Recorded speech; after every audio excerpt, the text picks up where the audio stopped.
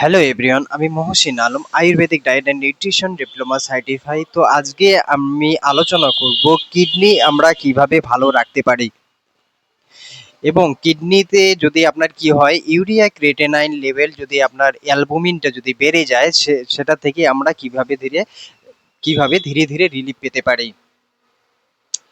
তো হচ্ছে কিডনি আমাদের শরীরের একটা খুবই গুরুত্বপূর্ণ অঙ্গ। এর কাজ হচ্ছে ছাঁকনি করা। ছাঁকনি করা হচ্ছে আপনার শরীরের রক্তকে এটা কি করে ছাঁকনি করে। তো এই ছাঁকনির মাধ্যমে যদি ছাঁকনিটা খারাপ হয়ে যায়, তাহলে আপনার শরীরে দূষিত রক্ত এবং বিষাক্ত জিনিসগুলো আপনার শরীরে জমা হবে, আর সেখান থেকে আপনার ইউরিয়া ক্রিয়েটিনাইন অ্যালবুমিন এগুলো বেড়ে যায়।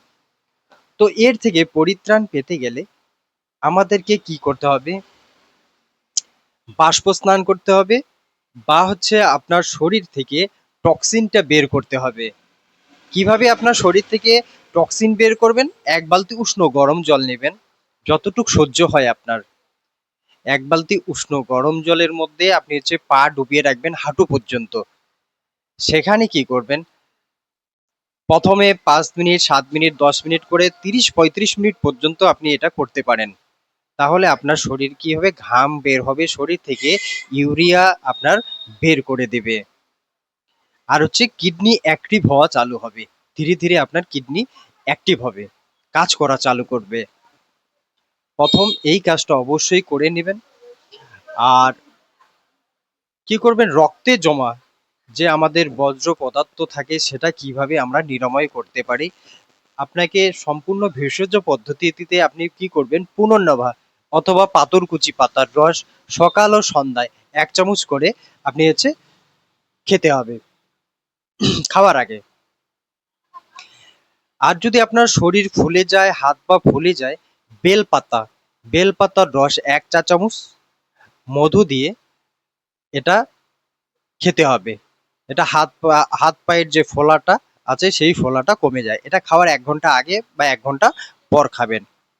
এছাড়া আপনি কি করতে পারেন? গুলঞ্চের রস, গুলঞ্চ বহেরা গুলঞ্চ আপনি অনলাইনে পেয়ে যাবেন, বা অনেকেই চেনে গুলঞ্চ। গুলঞ্চের রসের সঙ্গে হরিতকি চূর্ণ মিশিয়ে, যদি আপনি গুলঞ্চ গাছ না পান তাহলে গুলঞ্চ গাছ আপনি অনলাইন থেকে অর্ডার করে নেবেন।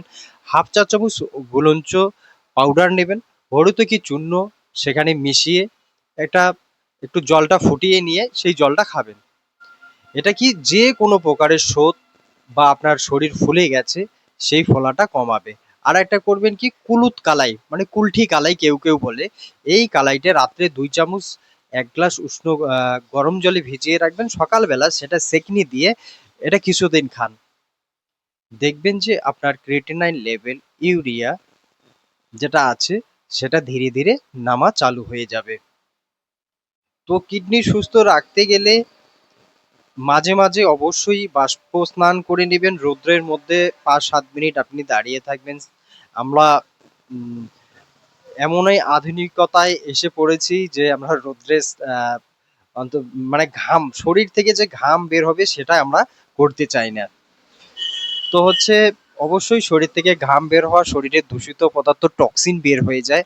এই জিনিসটা মাথায় রাখবেন। যারা অসুস্থ, বেশি পরিমাণে অসুস্থ হয়ে আছেন, অবশ্যই ডাক্তারের সুপরামর্শ নেবেন। আর যাদের অল্প কিছু সমস্যা আছে, তো এই ভিডিওটা দেখে যদি তারা এইভাবে করে, 1 মাসের মধ্যে একটা ভালো রেজাল্ট পেয়ে যাবেন। তো আজকে এখানে রাখছি, আবার দেখা হবে নেক্সট ভিডিও।